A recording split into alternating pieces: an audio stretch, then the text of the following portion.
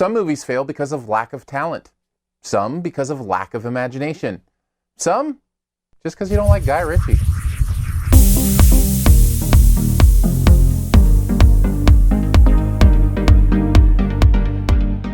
All right, where'd you want me? Bouncing on my knee. Where'd you think I want ya? Hands on the hilt, stupid.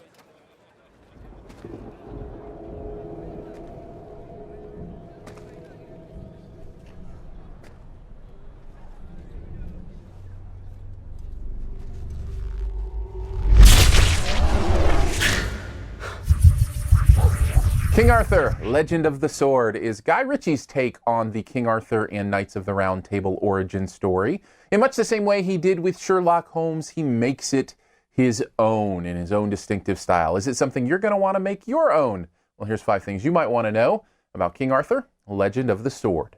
And let's just start here, because I do think it will be one of the determining factors as to whether or not you're going to enjoy this movie. Guy Ritchie's stamp is all over this thing, and if you love Guy Ritchie, you're gonna love it. And in my case, I really do like the way he makes movies. There's something very clever about the way he uses time, the way he uses editing, the way he uses flashbacks, flash forwards, flash in-betweens, the way he uses it to create quick dialogue. I love all of that. There's something very energetic about it. There's an adrenaline there that I really love. He takes exposition and does such fun things with it that I even enjoy exposition, and not a lot of directors can do that. However, if you don't enjoy his distinctive style, it is all over this thing. It will feel anachronistic to you to see a lot of the ways these characters speak because they're in a Guy Ritchie movie. That stuff will annoy the snot out of you if it's something you're going to get annoyed about. For me, I loved it. You know what else I love? The fact that Guy Ritchie is working again with Jude Law. Actually, I love it when anybody works with Jude Law. I think he's spectacular. And he's given a chance to choose some scenery in this movie like I don't know that I've really seen him do before. And it works for me. I just think he's so clever with the way that he uses his spaces and his speech to create emotion and menace in his character. I think Jude Law is wonderful in this. And if I had to state one thing above the others that I really love about this movie, I think it's him. He's a great time here.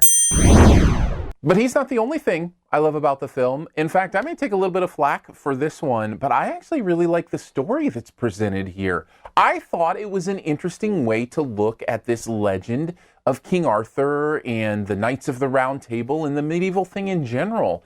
I love the places it went. I love the way it filled some of the gaps in my knowledge with things that may be lore or maybe just new lore to Guy Ritchie. Whatever the case, it brought me along for a storytelling ride that I pretty much enjoyed the entire way through. Now, lest you think I bequeath too much praise upon this film, there's some major flaws here that keep it from being anywhere close to great.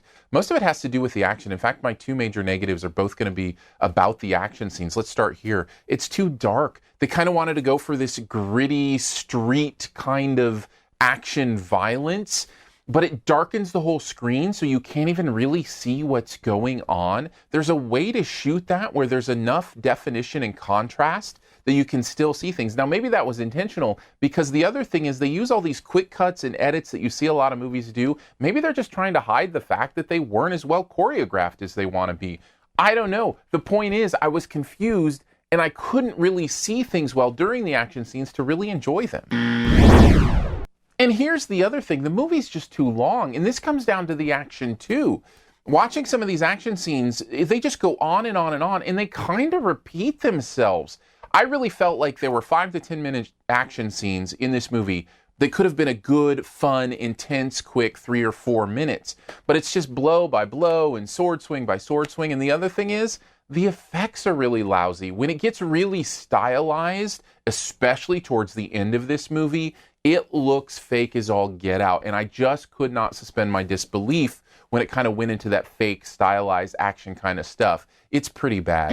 Overall, though, I still had a decent time at this movie, probably because of Jude Law. Also, I like the way Guy Ritchie tells a story, and I thought this was a good enough story to get it a B-. Thanks for checking out this Your Movie Friend review. We'll get to the best ever challenge here in a bit. Before we do, let's connect further. Hit me up on Twitter It's Aaron Dicer, Aarondicer. That's where I chat most of my movie stuff.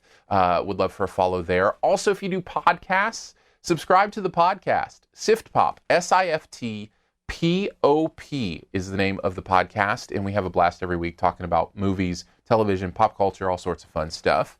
And if you don't mind giving a subscribe and a comment or whatever here on YouTube, that would be amazing as well. And if you support the Patreon, thank you so much. Some fun perks there, but beyond that, just humbled that you would even think to throw a couple bucks my way every month so that I can keep making these videos. It's patreon.com/yourmoviefriend. Thank you to so many who have already taken that Patreon further than I really thought it would ever go. So thanks for that.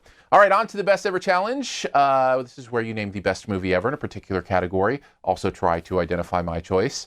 What is the best Jude Law movie ever? Let's just go with Jude Law. He's been in some good ones. For me, it's the one where a stray hair could change your entire destiny. Stray hair. It seems like maybe that would be a clue for like Anchorman. You got to have the hair perfect. Something different. Take a guess at mine in the comments. Also leave your choice there as well. And as always, here's 5 extra seconds to hit the subscribe logo. Just click it right down in this corner or the big circle when my face pops up. I guess my face is here right now, but it's coming in a big circle.